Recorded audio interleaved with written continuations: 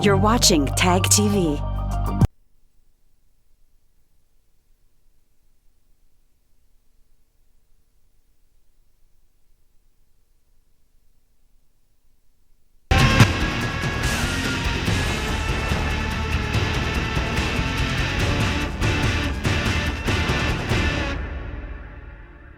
Hello and welcome to Newsweek South Asia, a program that exposes Pakistan's role and nexus in promoting global terrorism and its funding. Here are the headlines. Pakistan's ban of terror outfits Lashkar-e-Taiba and Jamaat-ud-Dawa an eyewash. Human rights situation in Pakistan grim, says Human Rights Commission of Pakistan. Clashes erupted between Afghan and Pakistani forces at Durand Line. An Islamic terrorist target minority Christian community in Pakistan.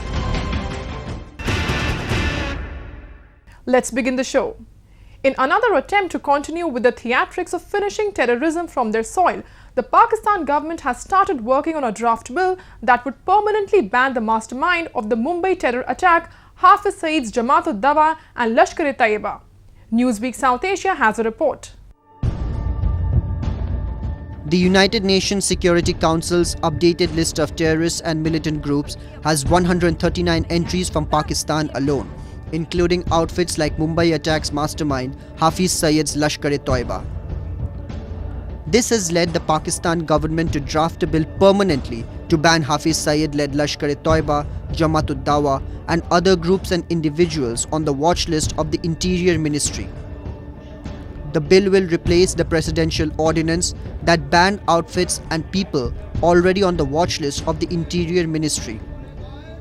However, Islamabad High Court recently allowed Saeed's two organizations to work under the ambit of the law, but it did not set aside the government's ban on their activities. Experts believe that the draft bill is just an eyewash to mislead the international community. Well, it's certainly an eyewash because at one level, Pakistan courts are planning to allow Hafiz Saeed and his newly floated party to contest elections. Then what's the meaning of strengthening the Anti-Terror Act? Because the army is also promoting the entry of Hafiz Saeed in Pakistan polls to be their representatives in a way in the parliament. So obviously it's an eyewash. They're going to do nothing because of the Commonwealth Summit and all the other international meets which are going to happen. So the Pakistani administration, just to hoodwink the world again, is trying this ploy.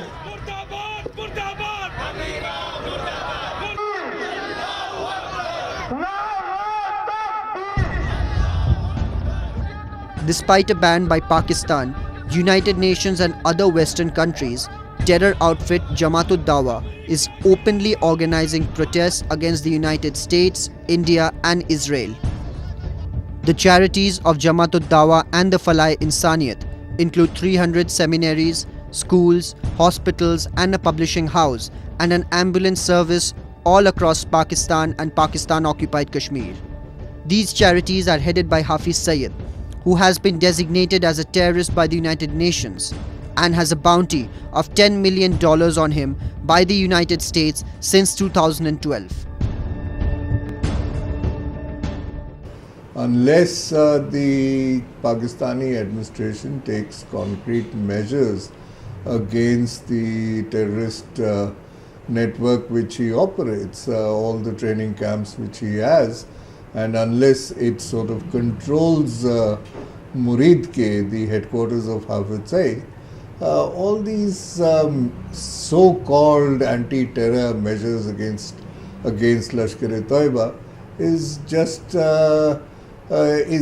a ploy to get the world to feel that they are doing something. Actually, Pakistan is not interested.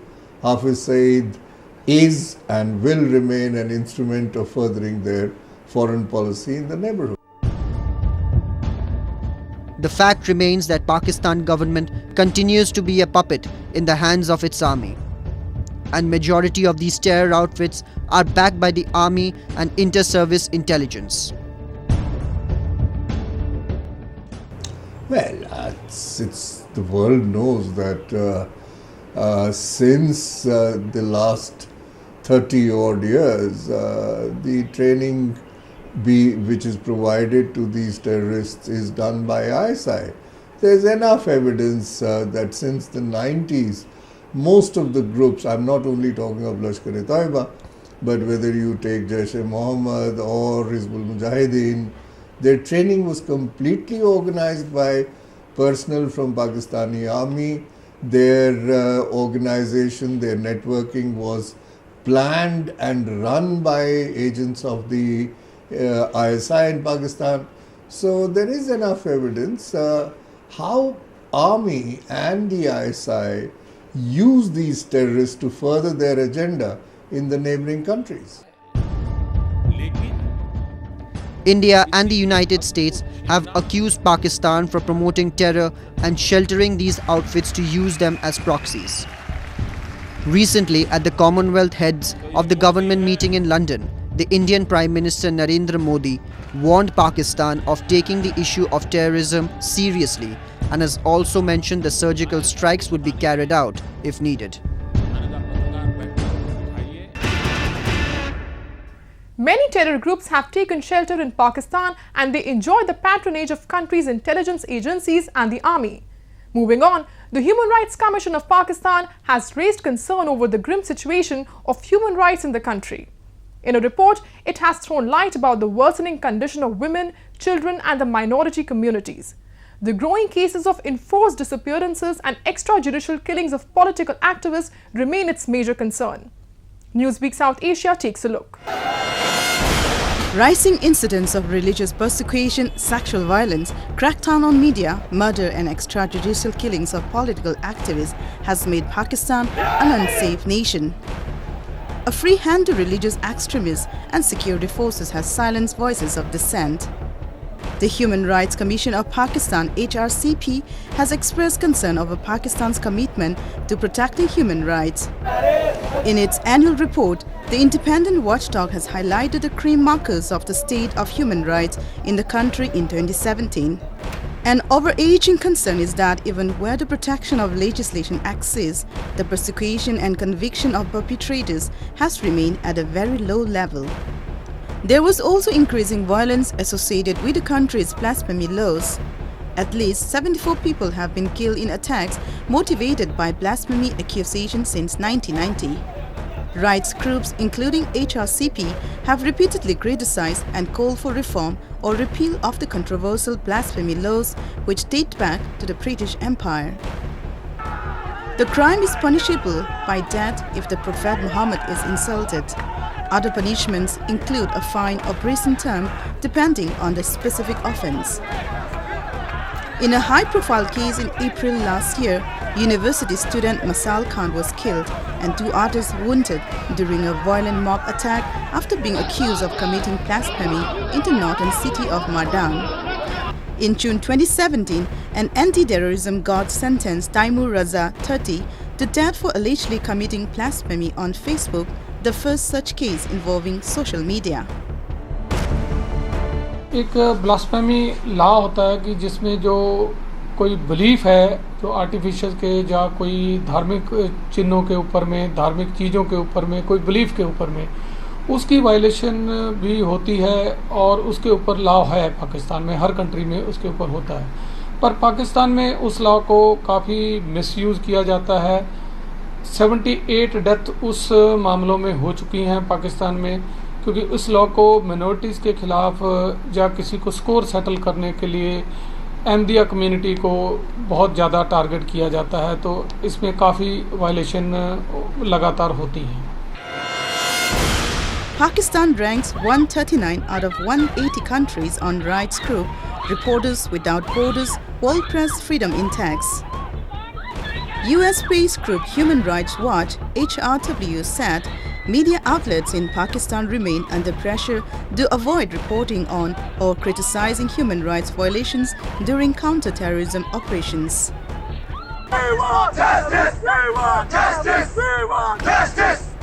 The illegally occupied Gilgit-Baltistan is among the places which faces media blackout as Islamabad fears that free press will instigate the crowd to fight for their rights. जो social media पे कोई activist होते हैं उनको target किया जाता है और जो भी दूसरी कोई बिलीफ को जिससे स्कोर सेटल करना है उसको सेटल किया जाता है। इस तरह के लॉज के साथ ह्यूमन राइट्स का रिकॉर्ड बहुत ज़्यादा ख़राब है और बहुत ज़्यादा डेथ्स वहाँ पे हो चुकी हैं और लगातार हो रही हैं। During the first 10 months of 2017, more than 5,660 crimes were reported against women across the country. In Pakistan's most populous province Punjab alone, at least 2,980 rape cases were registered with the provincial police last year, an increase from 2,942 in 2016. In a case that sparked outrage and protests across the country, 7-year-old girl Zainab Ansari was raped and murdered in Gasur district near Lahore in January. Incidents of enforced disappearances, torture and extrajudicial killings of political activists in Balochistan and Sindh provinces also raises concern over deteriorating human rights situation in Pakistan. Moving on, tension has gripped at the Afghan-Pak border after clashes erupted between the border security forces at the Durand line. Afghan forces have killed 5 Pakistani soldiers and have arrested 1 after they violated the ceasefire international border norms. Newsweek South Asia has a report. Afghan security forces have killed 5 Pakistani soldiers after clashes erupted at the Durand line. A Pakistani soldier has also been captured. The clashes broke out in 3 locations along the border in the early hours of April 15 after Pakistani paramilitary troops ignored repeated warnings from locals and Afghan border police officers and crossed the border. The Pakistani army said the Afghan side fired on the frontier corps fighters while they were carrying out routine surveillance along the border. Afghanistan routinely accuses the Pakistani army of attacking civilians and security checkpoints on the disputed border, accusations Pakistan denies. Pakistan claims it is subject to attacks by Pakistani Taliban militants that Islamabad says are based on the Afghan side of the border. د سرحدي ځواکونو په ملاتړ سره هغه لویه دسیسه او توطیه چې نن یې پیل کړې وه هغه په کلي توګه شنډه شوې ده. دښمن سخت تلفات لري. The two countries share a 2,500-kilometer border known as the Durand Line, which Pakistan considers to be an international border. Afghanistan rejects the colonial-era border that was created in 1893. In 2017, Pakistan said it began building a fence along the border to improve security, a move that sparked condemnations in Kabul. Pakistani forces have continued to build border fortifications, sparking numerous clashes along the border. The fencing has threatened to disrupt the daily lives of people living in communities that straddle the border. In some villages, mosques and houses reportedly have one door in Pakistan and another in Afghanistan. Pakistan's survival depends on by creating tension with its neighbor. Pakistan is not a natural state. It's an artificially created country, and it takes decades or centuries to emerge into a nation. Pakistan has not been able to emerge as a modern nation state as yet. Therefore, it keeps trying. Its idea is to create tension with the neighbor, and in the name of conflict, it tries to unite its own people. It builds up anti-India, anti-Afghan, sometimes anti-other forces, to bring unity among the people in Afghanistan. And Afghanistan has always perceived threat from Pakistan when it was created. They believed that it would ultimately, in the name of Islam, would bring problem to their country. And exactly this is what happened, Pakistan has always had a desire to have a pro-Pakistani government in Kabul, and it is using religion to spread its influence. That is called strategic depth. That was the Pakistan's policy. So Pakistan never had a good ties with Afghanistan. Afghans had always been suspicious of Pakistan. Pakistan has blamed Pakistani Taliban militants it says are based on Afghan soil for attacks that have taken place in the region over the past 2 years, urging Kabul to eradicate sanctuaries for militants. Afghanistan in turn accuses Islamabad of sheltering the leadership of the Afghan Taliban militants who are battling the Western-backed government in Kabul. Pakistan or the elected prime ministers have visited Afghanistan. They have assured that they will not interfere in their internal affairs, but after their visit they would come back to the same old game of infiltration and support to militants. Pakistani Prime Minister Shahid Khaqan Abbasi recently visited Kabul to discuss the fight against militancy and improve regional connectivity with Afghan President Ashraf Ghani. However, the situation still remains unsettled as Pakistan Army and Pakistani Taliban continues to create turmoil in Afghanistan.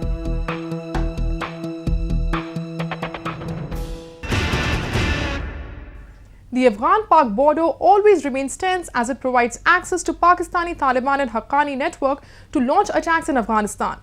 Moving on to Pakistan, where the minority Christian community is constantly being targeted by the state and non-state actors. Recently, 2 members of Pakistan's beleaguered Christian community were killed by unknown gunmen just as they were leaving a local church. We have a report.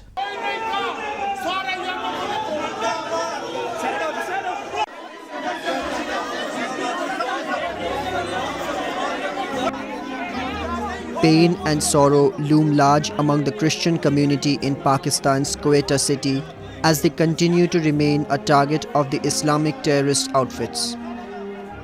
On April 15, unidentified attackers riding a motorbike opened fire on the members of the Christian community near a church and managed to flee the scene after the incident.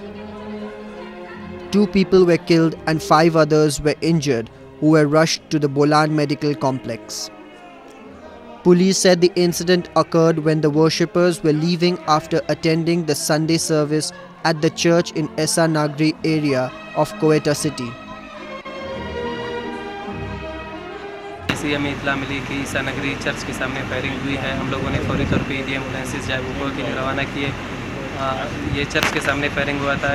ये जो ज़ख्मी अफराद थे जिनका ताल्लुक मसीह बिरादरी से था और हम लोगों ने ज़ख्मियों को फौरी तौर पे बीएमसी हॉस्पिटल मुंतकिल किया। बाद अज़ा ज़ख्मियों में 2 की हालत नाजुक थी जो बीएमसी हॉस्पिटल में दम तोड़ गए और अब जामबाग 2 अफराद को ईदी एम्बुलेंसेज के ज़रिए ईदी नवाखिली मरकज़ में ईदी सरखाने में शिफ्ट कर दिया गया है। Christians, who make up less than 2% of the Muslim majority Pakistan's 200 million people, have long faced discrimination and violence at the hands of the Islamic extremists. Earlier this month, 4 members of a Christian family travelling in a rickshaw were killed in a firing incident on Quetta's Shah Zaman Road. In December 2017, 9 people were killed and 30 injured in a suicide attack on the Bethel Memorial Methodist Church on Quetta's Zargun Memorial Road. The persecution of the Christian minorities in Pakistan has been raised several times at the United Nations Human Rights Council session. That the name Islamic Republic of Pakistan, a complete and official name of a country where religious minorities are systematically persecuted. An Islamic Republic is the name given to several states that are officially ruled by Islamic laws. In Pakistan, once an individual is accused of blasphemy, he is presumed guilty, and the law fails to safeguard against people willing to use violence. Blasphemy law also creates atmosphere of religious intolerance and has contributed to the institutionalization of discrimination against religious minorities. Even beyond these militant assaults, Pakistan state also targets Christians through its infamous blasphemy law, forcing the community to try and flee the country for safety.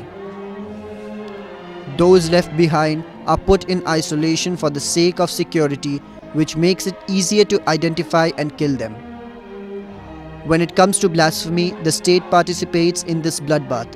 but in other cases, domestic and foreign terrorist organizations that Pakistan can't control proudly announce their Islamic duty of exterminating a community that does not pay jizya or protection tax.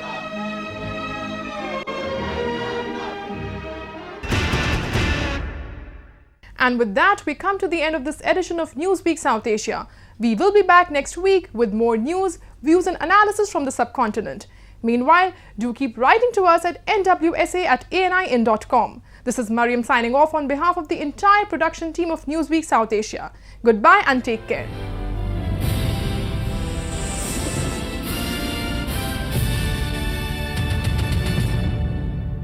You're watching TAG TV.